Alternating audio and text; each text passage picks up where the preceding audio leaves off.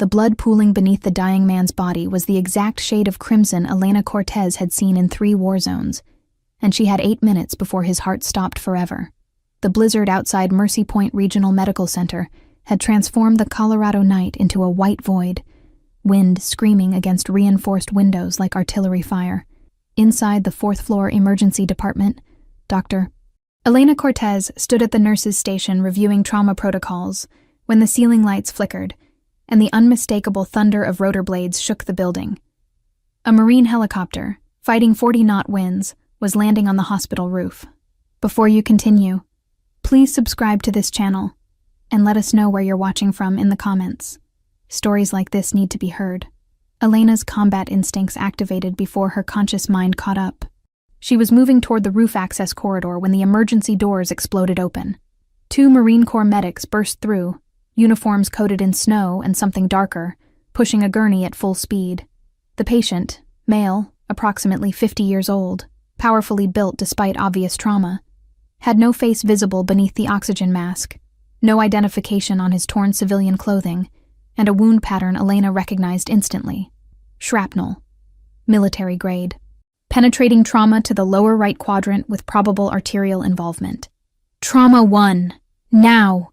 Elena commanded, her voice cutting through the sudden chaos. The medics veered toward the designated bay, but Hospital Administrator Victor Brennan materialized in the corridor like a bureaucratic ghost, tablet clutched to his chest. Stop. Brennan's voice carried the authority of someone who'd never had to make a life-or-death decision in under 60 seconds. Who authorized this admission? Where's the patient consent? Insurance verification?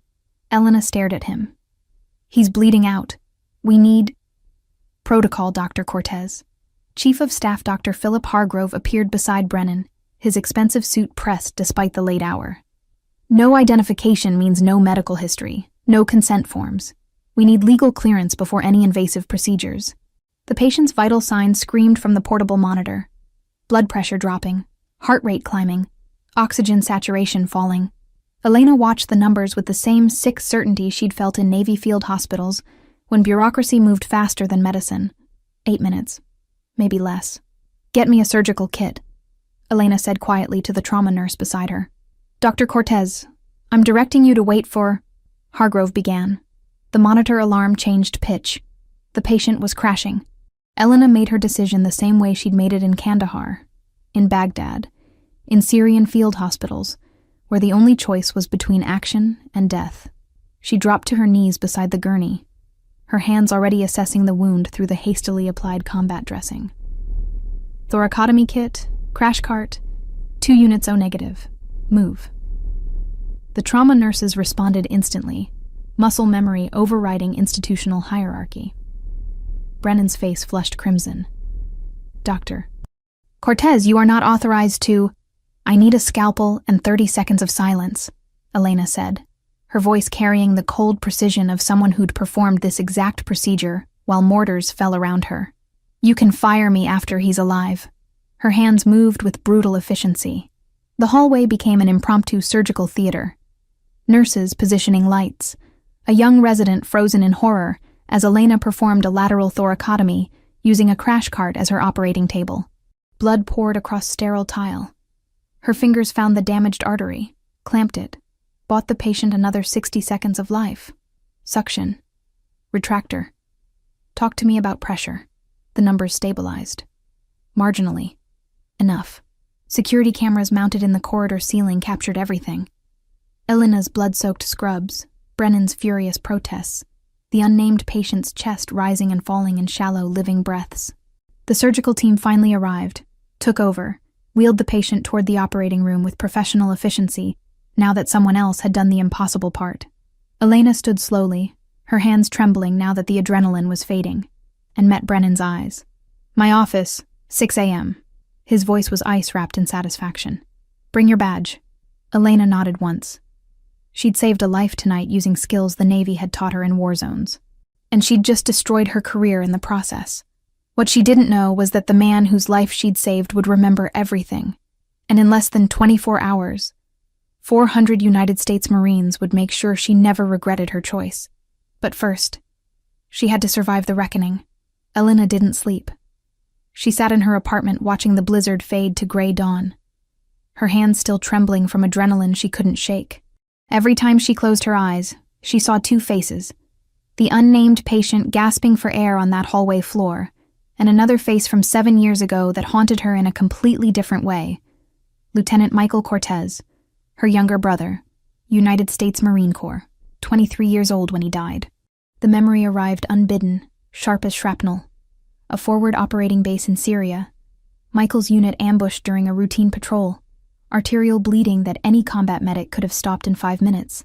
But the evacuation request got caught in a chain of command that prioritized paperwork over bleeding Marines. 27 minutes of bureaucratic delays. By the time the helicopter arrived, Michael was gone. Elena had been stationed 300 miles away, performing surgeries in a Navy field hospital, completely unaware her brother was dying while administrators debated authorization codes. She found out 6 hours later through official notification. Clean, professional, utterly destroying. That's when she'd made her promise. Never again would she let bureaucracy kill someone she could save. Never again would she wait for permission while someone bled out because administrators feared liability more than death. It's why she'd left the military. Why she'd come to Mercy Point Regional Medical Center, which served veteran populations across Colorado. Why she'd testified against Victor Brennan 6 months ago when he'd proposed cutting funding to the Veterans Rehabilitation Wing to finance a new executive conference center. And why Brennan had been waiting for exactly this kind of moment to destroy her. At 5:47 a.m., her phone buzzed. Marcus Chen, the hospital's senior nurse practitioner and former Army Ranger medic who understood combat decisions better than anyone else on staff. Don't come in. He's already drafted your termination papers. This was his plan all along. Elena stared at the message, then grabbed her keys. If Brennan wanted her gone, he'd have to look her in the eyes while he did it. The hospital felt different in early morning light. Quieter, almost peaceful, completely unaware of the execution about to take place in the executive suite. Elena walked past the hallway where she'd saved a life 12 hours earlier. Someone had cleaned the blood, but she could still see exactly where it had pooled. The board meeting was already underway when she arrived. Through the conference room windows, she could see Brennan standing at the head of the table, tablet in hand, presenting his case with the rehearsed confidence of someone who'd already won. Marcus intercepted her outside the room, his face grim. Elena, he's calling it reckless endangerment of institutional liability. He's got security footage, witness statements, everything framed to make you look like a rogue operator who endangered the hospital. The patient's alive because of what I did. I know. But Brennan's making this about protocol, not outcomes. He's been building a case against you since the Veterans Wing testimony. This unauthorized surgery is just his legal justification. Elena watched through the glass as board members nodded along with Brennan's presentation. None of them had ever held a dying patient. None of them understood the difference between following rules and saving lives. At 6 a.m. exactly, Brennan's assistant opened the conference room door. Dr. Cortez, Mr. Brennan will see you now. The walk to his office felt longer than any patrol she'd walked in combat zones. At least in war, you knew who your enemies were. Brennan sat behind his mahogany desk, Patricia from HR positioned beside him like a legal guard. The termination papers were already spread across the desk, every paragraph crafted by lawyers who'd anticipated this exact scenario. Unauthorized medical intervention, violation of patient consent protocols, reckless endangerment of hospital liability standards. Brennan's voice carried the cold satisfaction of a man who'd waited months for this moment. Effective immediately. Your employment at Mercy Point Regional Medical Center is terminated for cause. Elena remained standing, her posture parade ground straight. I saved his life. You violated every protocol this institution holds sacred. Brennan slid the papers forward. Sign. You have 1 hour to clear your locker and surrender your credentials. Patricia wouldn't meet her eyes as Elena signed her name 4 times, each signature ending the career she'd built after leaving the military. The badge she'd worn for 12 years was placed in an envelope. Her access cards deactivated with a few keyboard clicks. Elena's hands gripped the steering wheel as she drove through melting snow, her entire career condensed into a cardboard box on the passenger seat. 12 years of medicine, 3 Navy tours, 4 years at Mercy Point, reduced to a framed diploma, a stethoscope, and a coffee mug with a faded anchor emblem. The termination letter sat on top, crisp and official. Terminated for cause meant no hospital in Colorado would touch her. Probably no hospital anywhere. Brennan would make sure of that. She pulled into her apartment complex at 8:47 a.m. and sat in the car, engine running, watching her breath fog the windshield. Her phone buzzed. Mom. Elena almost didn't answer, but Maria Cortez wasn't someone you ignored, especially when she had that specific tone in her voice, the one that said she already knew something was wrong. You got fired. Not a question. A statement delivered with the steel-edged certainty of a woman who'd buried one child and refused to lose another to institutional cowardice. How did you— Marcus called me an hour ago. Said you saved someone's life and they fired you for it. Her mother's voice carried the weight of a gold star mother who understood sacrifice better than most. Tell me you'd do it again. Elena closed her eyes. Without hesitation. Good. Because your brother would have done the same thing, mija. Michael never waited for permission to do what was right. Neither should you. A pause, heavy with meaning. Never apologize for saving a life. You hear me? Never. Elena felt something crack open in her chest. Not grief, but something fiercer. Purpose. I won't. She ended the call and carried her box upstairs, already mentally updating her resume for hospitals in other states. Oregon, maybe. Washington. Somewhere far from Victor Brennan's reach. Meanwhile, 43 miles away, Mercy Point Regional Medical Center's ICU was experiencing something unprecedented. The patient in room 12, still listed as John Doe pending identification, began showing signs of consciousness at 9:15 a.m. ICU charge nurse Sandra Martinez noticed the subtle changes first. Increased eye movement beneath closed lids, fingers flexing against the hospital blanket, vitals strengthening beyond post-surgical expectations. She moved closer, checking monitors, and that's when she saw his arms fully exposed for the first time. The surgical team had been too focused on saving his life to catalog details. But Sandra had worked ICU for 19 years, and she recognized combat scarring when she saw it. His forearms carried the layered history of someone who'd survived multiple deployments. Shrapnel patterns, burn tissue, the distinctive marks of field surgeries performed under fire. This wasn't a civilian who'd been in one bad accident. This was a warrior who'd walked through war zones for decades.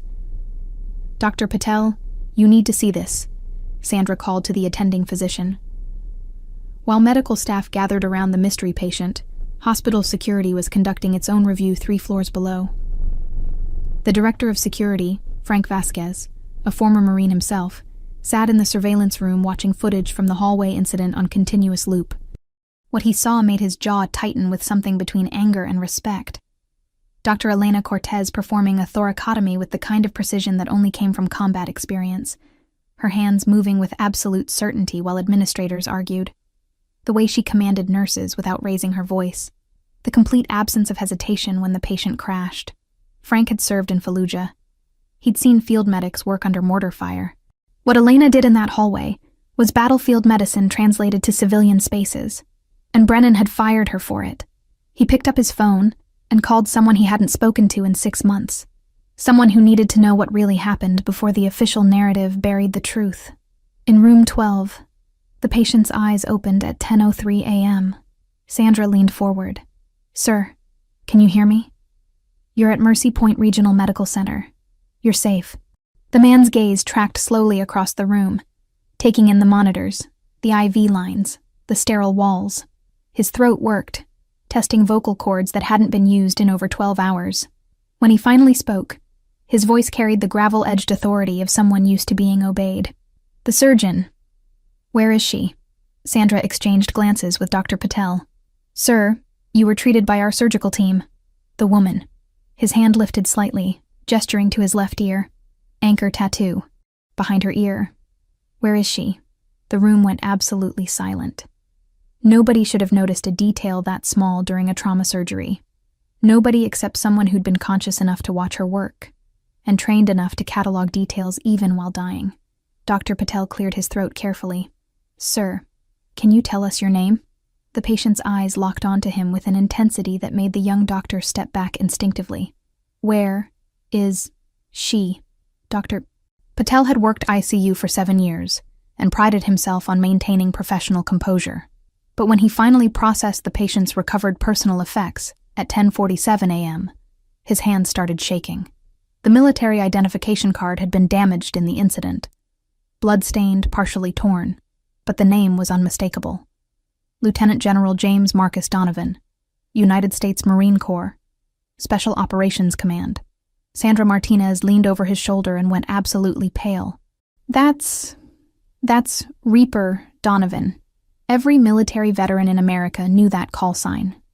3-star general, commander of Joint Special Operations Task Force, decorated in every major conflict since Desert Storm. The kind of military leader whose reputation preceded him into rooms where presidents made decisions about war and peace. And Victor Brennan had just fired the surgeon who'd saved his life. Dr. Patel picked up the phone with fingers that weren't quite steady. "Get me hospital administration. Now. And someone find Director Brennan immediately." In the executive suite, Brennan was already drafting a press release about personnel changes when his assistant burst through the door without knocking. "Sir, you need to come to ICU, right now." Something in her voice made him stand immediately. "What happened?" "The patient from last night. We just identified him." 3 minutes later, Brennan stood in the ICU corridor reading the military ID card, watching color drain from his own reflection in the glass. His carefully constructed narrative, rogue surgeon endangering hospital liability, had just collided with catastrophic reality. He'd fired the doctor who saved one of the most powerful military commanders in the nation. Patricia from HR appeared beside him, tablet clutched to her chest. "Victor, if this gets out, it won't." Brennan's voice carried the desperate authority of a man watching his career implode. "We'll fix this. Quietly. Offer her the position back. Claim it was a misunderstanding. Administrative review. Something." "Sir." Dr. Patel stepped into the hallway. "The general is asking for her. Again." Brennan straightened his tie, assembled his most professional expression, and entered room 12. General Donovan was sitting upright despite medical orders, his chest bandaged but his eyes absolutely clear. This wasn't a confused post-surgical patient. This was a combat commander who'd made life-and-death decisions in war zones where hesitation cost lives. "Mr. Brennan." The general's voice carried the gravel-edged authority of someone used to instant obedience. "Where is the surgeon who saved me?" Brennan cleared his throat, attempted his practiced corporate smile. "General, I'm relieved to see you recovering. Our entire surgical team worked to..." "The woman with the anchor tattoo. The one who performed field surgery while your staff argued about paperwork." Donovan's eyes locked onto him like targeting lasers. "Where is she?" The silence stretched 3 heartbeats too long. Understanding flickered across the general's face. Not confusion, but cold recognition of exactly what kind of institution he was dealing with. "You fired her." Not a question. An accusation delivered with the weight of absolute certainty. Brennan's prepared response died in his throat. Patricia took an involuntary step backward. "There were protocol violations, liability concerns," Brennan began. "She saved my life while you worried about lawsuits." Donovan's hand moved to the call button beside his bed. "Get me my chief of staff, Colonel Sarah Vega. Now." "General, I assure you we're already reviewing Dr. Cortez's termination." "You're not reviewing anything." Donovan pressed the button 3 times in rapid succession. "You're about to fix the biggest mistake of your administrative career. Or I will." 43 miles away, Elena sat at her kitchen table surrounded by printed job applications, her laptop open to hospital employment websites in Oregon and Washington. Her phone buzzed. Marcus Chen. "Turn on the news. Channel 7, now." Elena grabbed the remote, switched to local news, and froze. The aerial footage showed Mercy Point Regional Medical Center surrounded by what looked like a military operation. News anchors were speculating about unconfirmed reports of a high-ranking military patient and unusual security presence. Her phone rang again. "Marcus, voice urgent." "Elena, they identified your patient. It's General James Donovan, and he's asking for you by name." Elena's world tilted sideways. "What?" "He remembers everything. The hallway surgery, your tattoo. He knows Brennan fired you." Marcus paused. "And from what I'm hearing, the general is about to make Brennan's life very, very difficult." Before Elena could respond, her doorbell rang. She opened it to find a woman in Marine Corps dress uniform standing at attention. Colonel rank insignia. Silver oak leaves gleaming against pressed fabric. "Dr. Elena Cortez?" The woman's voice carried battlefield command presence. "I'm Colonel Sarah Vega, Chief of Staff to General Donovan. The General requests your immediate presence at Mercy Point Regional Medical Center." Elena stared. "I was fired." "Not anymore." Vega's expression shifted into something approaching a smile. "General Donovan doesn't leave his Marines behind, and he's about to teach your former employer exactly what that means." The memory came to General James Donovan in fragments, sharp as the shrapnel that had nearly killed him. 72 hours earlier, Highway 36, 30 miles outside Colorado Springs. His unmarked SUV had been returning from a classified briefing at Peterson Space Force Base. 2 Marine security personnel in the front seats, Corporal Jake Moreno and Sergeant First Class David Chen, both hand-picked from his personal protection detail. The kind of Marines who'd walked through Fallujah and Helmand with Donovan, who understood that protecting their general wasn't just duty, it was family. The improvised explosive device detonated at 2147 hours. Military-grade construction. Remotely triggered. Designed to flip armored vehicles and kill everyone inside. What happened next took 11 seconds. Moreno threw the vehicle into evasive maneuvers while Chen returned, suppressing fire toward the tree line, where muzzle flashes revealed their attackers. Donovan had recognized the ambush pattern immediately. Coordinated, professional, designed to eliminate high-value military targets. Domestic terrorist cell. The kind that had been threatening military leadership for months. The second explosion came from the passenger side. Shrapnel tore through reinforced plating like paper, shredding Chen's body before he could react. Moreno took 3 rounds to the chest while shielding Donovan with his own body, buying his general 5 precious seconds to survive. Both Marines died before the vehicle came to rest in a drainage ditch. Donovan had crawled from the wreckage with massive internal bleeding, his combat training overriding shock. Protocol dictated immediate silence. No identification, no confirmation of military status. Nothing that could compromise the mission or give terrorists confirmation of their target. When the civilian first responders arrived, he'd given them nothing. Not his name. Not his rank. Just enough consciousness to stay alive until the Marine medevac helicopter arrived. He'd expected military efficiency. What he got was Mercy Point Regional Medical Center and a masterclass in institutional cowardice. Now, lying in his ICU bed with Elena's emergency surgery keeping him alive, Donovan understood exactly what kind of surgeon she was. Colonel Sarah Vega entered his room carrying a tablet and the expression of someone who'd just reviewed a service record that demanded respect. She'd been Donovan's chief of staff for 6 years, knew his standards better than anyone. "Elena Maria Cortez," Vega began, pulling up the file. "Lieutenant Commander, United States Navy Medical Corps, 3 combat tours. First deployment, surgical unit attached to Marine Expeditionary Force, Kandahar Province." Donovan listened while Vega continued. 17 confirmed combat surgeries under direct fire. Navy Commendation Medal with Valor for treating wounded Marines during a sustained enemy assault. 2 Bronze Stars. Field promotion to Lieutenant Commander after she saved an entire platoon during a mass casualty incident in Syria. Syria. Donovan's voice was quiet. "What year?" 2018. "Why?" "Her brother." "What was his name?" Vega scrolled.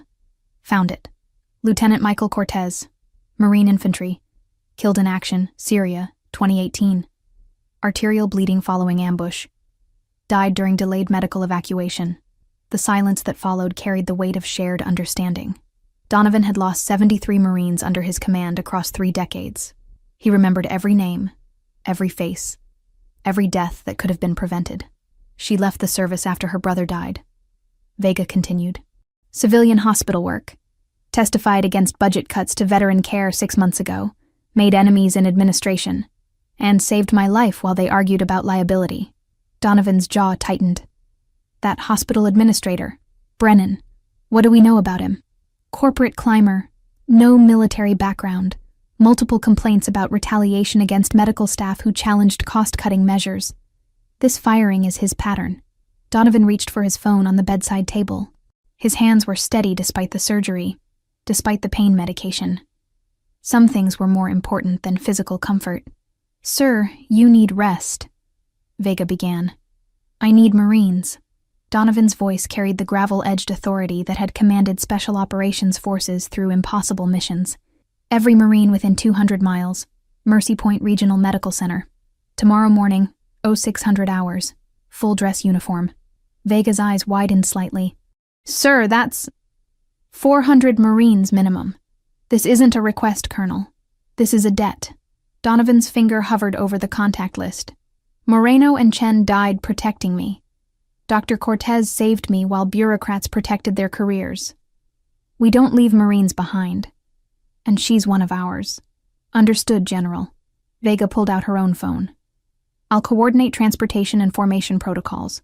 Donovan made his first call to the commanding officer of Marine Corps Mountain Warfare Training Center, then Fort Carson Liaison, then every unit commander whose Marines could reach Colorado within 12 hours. His message was identical each time. This is General Donovan. I need your Marines at Mercy Point Regional Medical Center tomorrow at 0600. A Navy surgeon saved my life and was fired for it. We're going to fix that. Are you in? Every single answer was the same. Semper Fi, sir. We'll be there. The first security guard noticed the movement at 4:47 a.m. Frank Vasquez, Mercy Point's night shift supervisor and former Marine gunnery sergeant, was reviewing surveillance monitors when headlights began appearing at the hospital's perimeter. Not the random pattern of early morning shift changes or emergency arrivals. These vehicles moved with coordinated precision, arriving in waves, parking in formation, engines cutting simultaneously. He switched camera angles and felt his breath catch. Military transport trucks, dozens of them, rolling into position around the hospital campus with mechanical efficiency that spoke of rehearsed operations and absolute discipline. Jesus Christ, Frank whispered, reaching for his radio. All units, we have military presence at every access point. I need eyes on all entrances, now. By 5:30 a.m., the transformation was complete, but still unfolding. Marines in dress blues emerged from vehicles in perfect silence. No shouted commands, no unnecessary movement, just the coordinated flow of warriors who'd trained together until precision became instinct. They formed ranks in the pre-dawn darkness. Row after row after row. 200.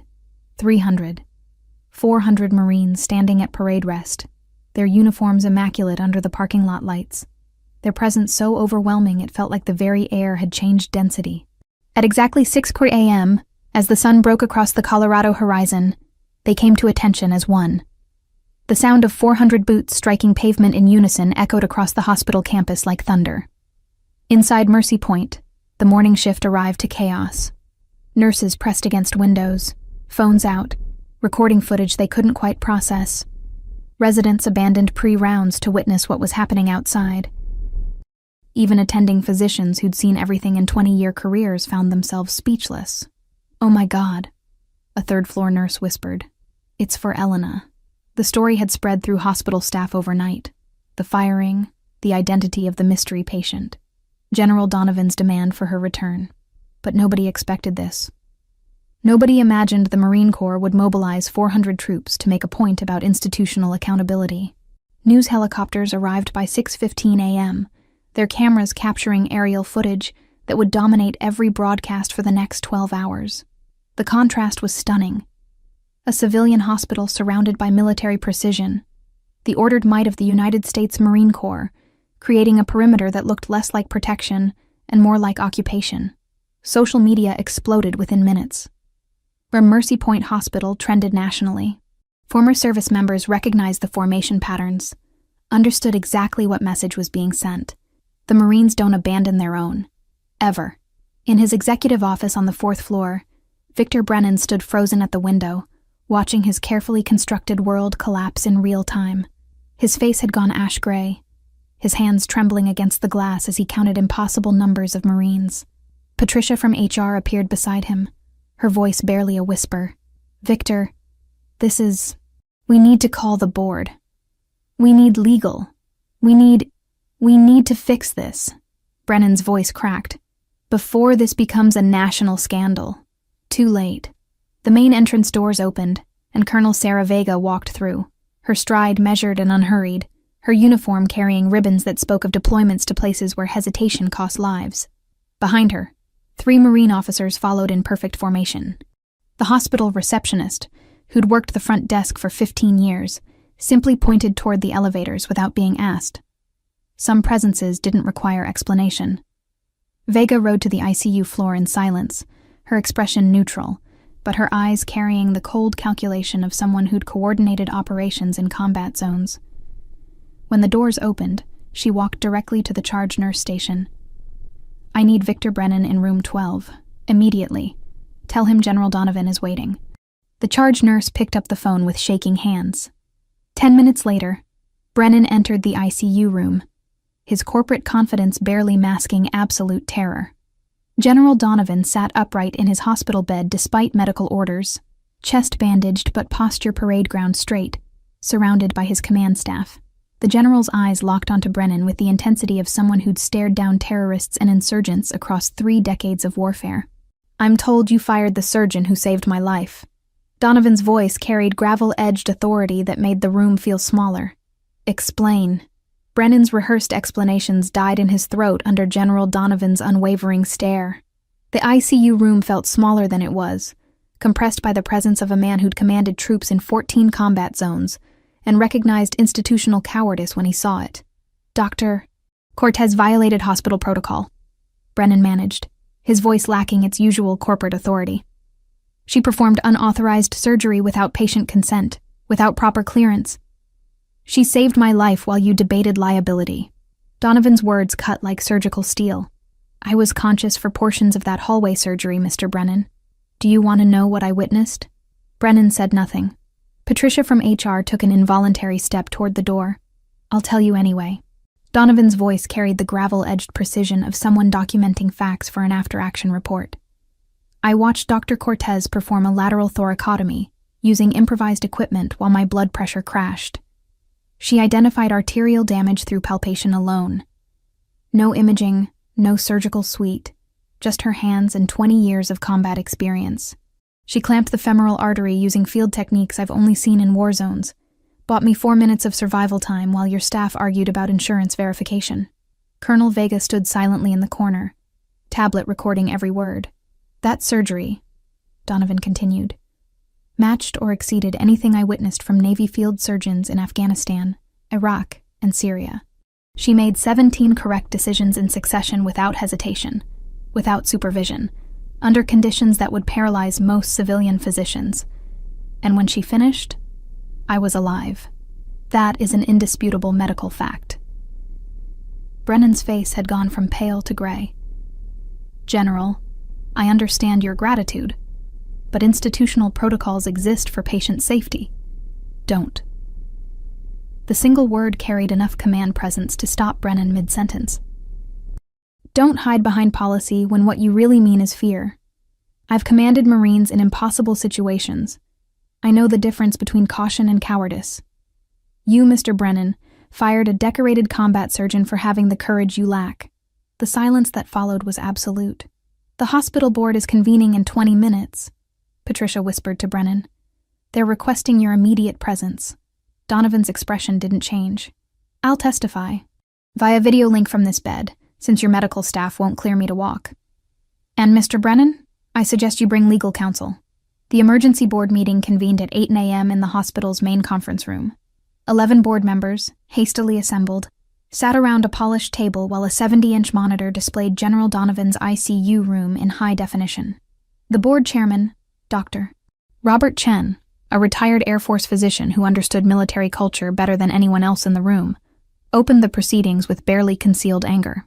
"Mr. Brennan, you have 5 minutes to explain why you terminated Dr. Elena Cortez for saving the life of a 3-star general." Brennan stood, his prepared defense suddenly feeling hollow. "Dr. Cortez violated fundamental hospital protocols. She performed invasive surgery without patient consent, without proper authorization, creating massive institutional liability." "Stop." Dr. Chen's voice was ice. "General Donovan, would you like to respond?" On screen, Donovan leaned forward slightly, despite obvious discomfort. "Dr. Cortez's brother, Lieutenant Michael Cortez, died in Syria because medical evacuation was delayed by bureaucratic protocols.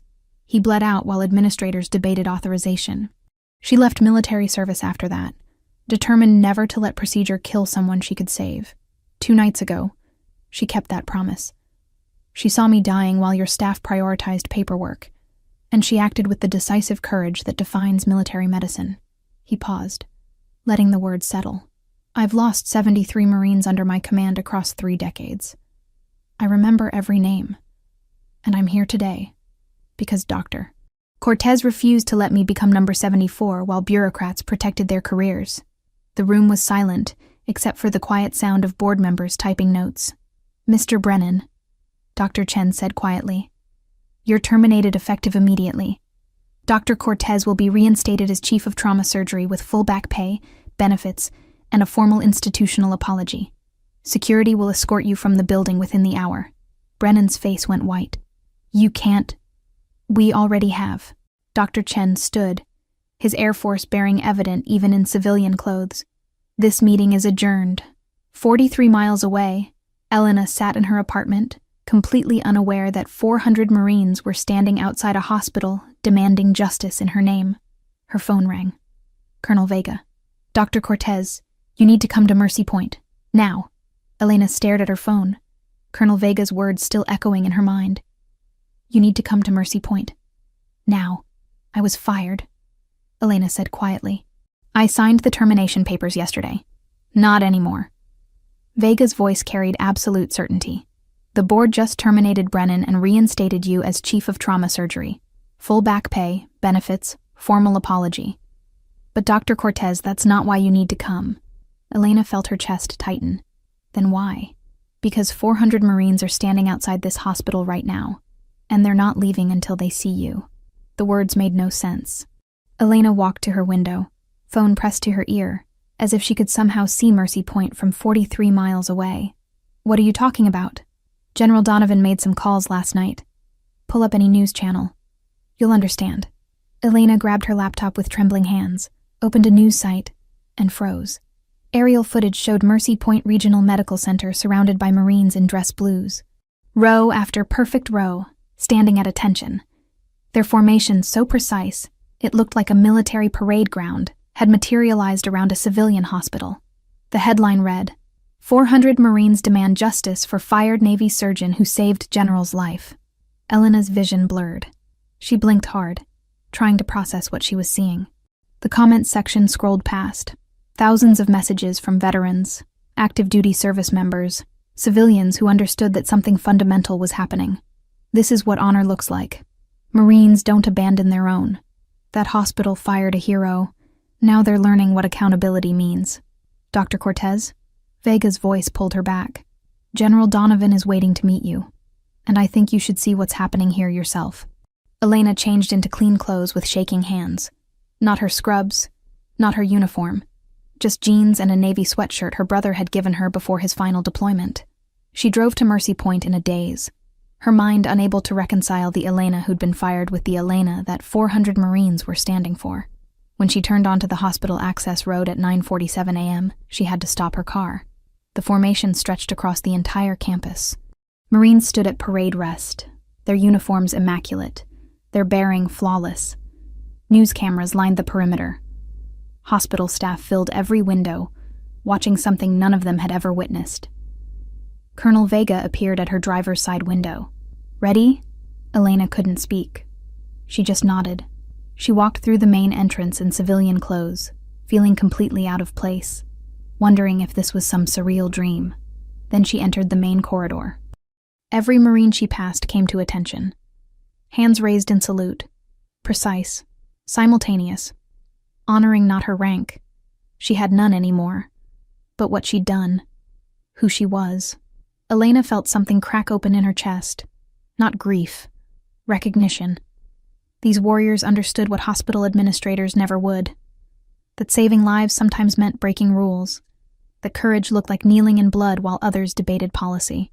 Tears streamed down her face, but she kept her shoulders straight, kept walking through a corridor of honor she never expected to receive. Marcus Chen waited outside the ICU, his own eyes wet. "He's waiting for you." Elena entered room 12 expecting formality. A general thanking a surgeon, professional and brief. Instead, General Donovan sat upright in his hospital bed, studying her with the intensity of someone who'd spent decades reading people in life-or-death situations. "Dr. Cortez." His voice was quiet but carried absolute authority. "How many Marines did you lose during your service?" The question hit her like physical impact. Nobody asked that. Nobody wanted to know about the ones you couldn't save. 17. Her voice cracked. "I remember every name." Donovan nodded slowly, something profound passing between them. "So do I. That's why we do this." He gestured toward the window, toward 400 Marines standing in formation outside. "You saved my life. But more than that, you honored every Marine who died because someone waited for permission instead of acting. Your brother, my Marines, every warrior who deserved a surgeon with your courage." He paused. "We don't abandon our own. Ever." Elena couldn't speak through tears. She'd spent years carrying the weight of 17 names, believing she'd failed them. And now, a 3-star general was telling her that her refusal to let anyone else die that way mattered. That she mattered. The hospital auditorium had never held this many people. Staff packed the seats, Marines lined the walls in dress blues, and 3 news cameras captured every moment for national broadcast. Elena stood backstage, her hands trembling slightly as she adjusted the collar of her Navy uniform, the one she'd packed away years ago, but pulled out this morning because it felt right. Dr. Robert Chen, the board chairman, stood at the podium with the gravitas of someone who understood military honor. "Today, Mercy Point Regional Medical Center corrects a grave injustice and establishes a new standard for emergency medical care." Elena walked onto the stage to thunderous applause. 400 Marines came to attention simultaneously, the sound echoing like a single drumbeat. "Dr. Elena Cortez," Dr. Chen continued, "you are hereby reinstated as Chief of Trauma Surgery with full authority to restructure our emergency protocols. This institution failed you. We will ensure it never fails another physician who acts with courage under crisis." Elena accepted the position with a handshake, but what mattered more was what came next. "The Cortez Protocol," Dr. Chen announced, displaying the document on screens throughout the auditorium. "Any attending physician may authorize emergency intervention without administrative approval when a patient's life is in immediate danger. Full liability protection guaranteed by this institution. Medical judgment supersedes bureaucratic process in life-threatening situations." The room erupted. Medical staff who'd watched Elena kneel in blood while administrators debated paperwork understood exactly what this meant. Permission to save lives without fear of institutional retaliation. Within 6 months, 47 hospitals across the nation adopted the protocol. Medical journals published case studies.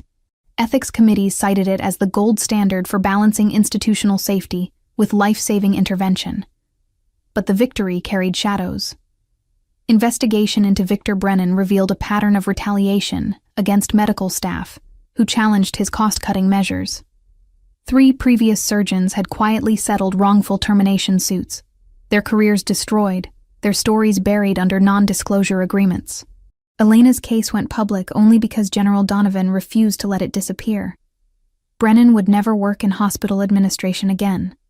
But the physicians he'd destroyed before, Elena would never get their vindication. 6 months later, Elena sat before the Senate Committee on Veterans Affairs, testifying about medical bureaucracy and veteran care. The chamber was packed. Senators sat at their elevated bench, gallery seats filled with advocates, journalists, and military families. And in the front row, wearing his dress uniform with 3 stars gleaming on the shoulders, sat General James Donovan, fully recovered, back to active duty, and watching Elena with the pride of someone who'd found a warrior worth fighting for. "My brother, Lieutenant Michael Cortez, died because medical evacuation was delayed by protocol," Elena said, her voice steady despite the emotion threatening to break through. "He bled out while administrators prioritized authorization codes over arterial hemorrhage. He was 23 years old. He deserved better." She paused, gathering herself. "Every veteran, every active duty service member, every warrior who puts their life on the line for this nation deserves medical care that prioritizes survival over procedure. The Cortez Protocol exists because institutional fear should never again determine who lives and who dies." In the gallery, 400 Marines rose as one, silent, synchronized, honoring not just Elena, but every military medical professional who'd ever fought bureaucracy to save lives. General Donovan stood with them, hand over heart, his eyes locked on Elena with absolute respect. The message was unmistakable. Warriors recognized their own, and Elena Cortez would never stand alone again. 1 year after 400 Marines surrounded Mercy Point Regional Medical Center, Elena stood in the newly renovated Combat Medic Transition Center, a wing of the hospital that hadn't existed before her firing and reinstatement changed everything. The space hummed with purpose. Former Army medics practiced civilian trauma protocols alongside Navy corpsmen, learning to navigate electronic health records. Marine combat lifesavers sat in workshops about documentation requirements that would have seemed absurd in war zones, but defined survival in civilian hospitals. Elena moved through the training bay, her white coat carrying the Chief of Trauma Surgery insignia, stopping to adjust a young veteran's tourniquet technique. In the field, you had 30 seconds. Here, you have time to do it perfectly. Use it. The medic, barely 23, recently separated from service, nodded with the uncertain expression of someone learning to translate battlefield instincts into institutional requirements. Elena recognized that look. She'd worn it herself 5 years ago. Dr. Cortez. Marcus Chen appeared at the bay entrance. General Donovan just arrived. Elena smiled. Donovan visited every Tuesday, no longer as her patient, but as something more profound.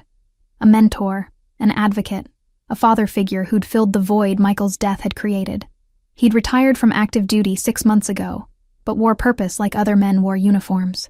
She found him in the mentorship lounge, surrounded by 3 combat medics struggling with PTSD and the impossible transition from saving lives under mortar fire to navigating insurance authorizations in sterile corridors.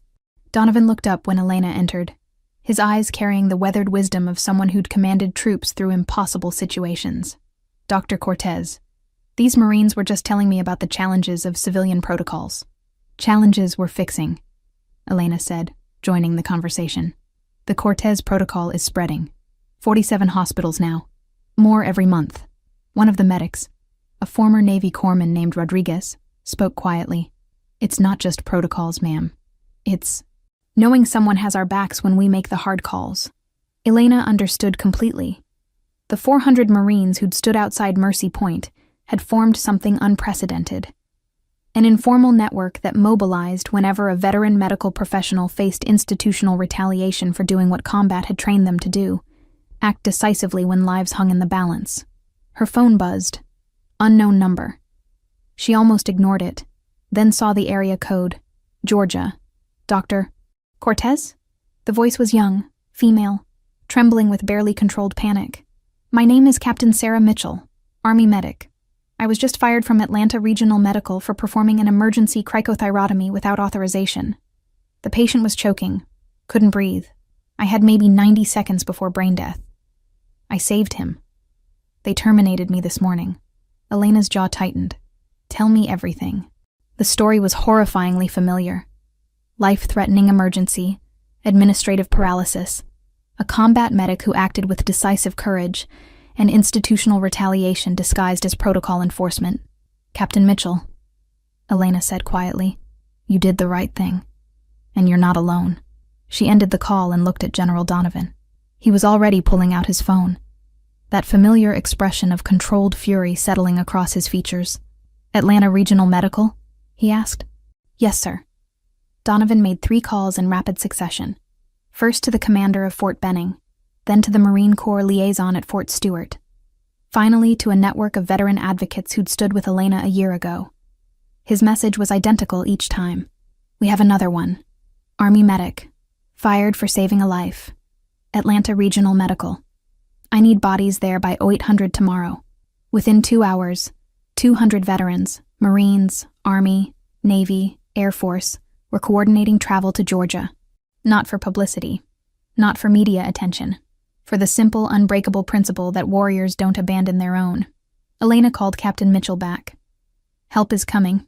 And when this is over, you have a job here at Mercy Point. We need medics like you. The young captain's voice cracked with relief, and something deeper. Recognition that she hadn't fought alone. That her courage mattered. That the family she'd thought she'd lost when she left the service had never really abandoned her at all. Donovan stood beside Elena, hand on her shoulder. You started something bigger than one hospital. One protocol. You reminded us what honor looks like. Elena thought of Michael, of 17 Marines she couldn't save, of the 400 who'd stood for her when she needed them most. "No, sir," she said quietly. "We did this together. That's what family means." 3 years after 400 Marines changed the trajectory of one surgeon's life, Elena stood in front of 200 medical students at Johns Hopkins University, teaching the case study that had become required curriculum in trauma programs nationwide. "The Cortez Protocol," she began, displaying the hallway surgery footage on the auditorium screen, "isn't about me. It's about every physician who's ever faced an impossible choice between following rules and saving lives." The students watched in silence as the security camera captured Elena kneeling in blood, performing emergency surgery while administrators argued. When the video ended, a young woman in the third row raised her hand. "Dr. Cortez, weren't you afraid of losing your career?" Elena smiled. "Terrified. But I was more afraid of becoming the kind of doctor who let someone die because I was too scared to act. My brother died that way, waiting for bureaucratic permission that came too late. I promised myself I'd never let that happen again." The Cortez Protocol had been adopted by 127 hospitals across 17 countries. Medical ethics textbooks analyzed her decision. Trauma surgery programs use the footage to teach decisive intervention under crisis conditions.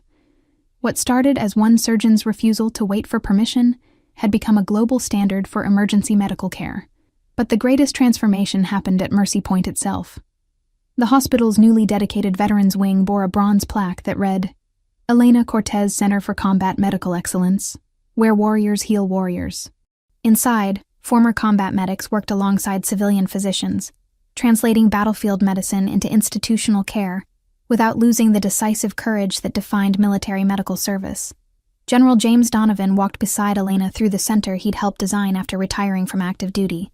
At 62, he moved with the controlled power of someone who'd spent 4 decades leading Marines through impossible situations and refused to stop serving just because he'd taken off the uniform. 17 new graduates this month, Donovan said, reviewing the roster of combat medics who'd completed the transition program. Every one of them employed. 0 facing institutional retaliation for doing their jobs. Elena felt pride swell in her chest. They'd built something that honored not just the Marines who stood for her, but every veteran medical professional who'd struggled to translate warrior instincts into civilian protocols. Her nonprofit, Veterans Medical Advocacy Network, had mobilized for 43 cases in 3 years. Army medics, Navy corpsmen, Air Force pararescue specialists, all fired for making the same choice Elena had made, acting with decisive courage when lives hung in the balance. None of them fought alone. The network ensured that. "Dr. Cortez?" Marcus Chen appeared at the training bay entrance, carrying an envelope with careful reverence. "This came for you. From Iraq." Elena's hands trembled slightly as she opened it. The return address read, "Family of Corporal David Ramirez, USMC." She remembered Ramirez, 20 years old, massive head trauma from an IED blast. She'd worked on him for 47 minutes in a field hospital outside Fallujah, refusing to give up even when every medical indicator said he was gone. He'd died anyway, becoming number 12 on her list of 17. The letter was handwritten, the ink slightly smudged. "Dr. Cortez, we finally learned your name from a Marine who served with David. We wanted you to know that our son's body came home whole because of your efforts. The Marine told us you fought for 47 minutes to save him, that you refused to quit, even when others said it was hopeless. That matters more than you'll ever know. You gave us a son we could bury with dignity. You cared when it would have been easier to walk away. Thank you for carrying his memory. Thank you for trying. Semper Fi, the Ramirez family." Elena's vision blurred. Donovan's hand settled on her shoulder with the weight of shared understanding. 2 warriors who carried names of the fallen, who understood that remembering mattered as much as saving. "They all mattered," Donovan said quietly. "The 17 you couldn't save, the hundreds you did. Every life you fought for, whether they survived or not. That's what honor looks like." Elena looked around the training center, at young veterans learning to channel warrior courage into civilian medicine, at the protocol that bore her name saving lives across the world, at the legacy built from one impossible choice on a blood-soaked hospital floor. She thought of Michael, of Corporal Ramirez and 16 others whose names she'd carry forever. of 400 Marines who'd stood in formation because warriors don't abandon their own. Some people wait for permission to do the right thing, Elena said, folding the letter carefully. Others just do it, and when they do, warriors recognize their own. Donovan nodded, his hand still on her shoulder. Not general and surgeon anymore. Family, the bond forged in blood and honor, and the unbreakable principle that some things matter more than career, more than safety, more than fear. Saving lives, keeping promises, never leaving anyone behind. That was the legacy. That was the choice. And Elena would make it again. Every single time.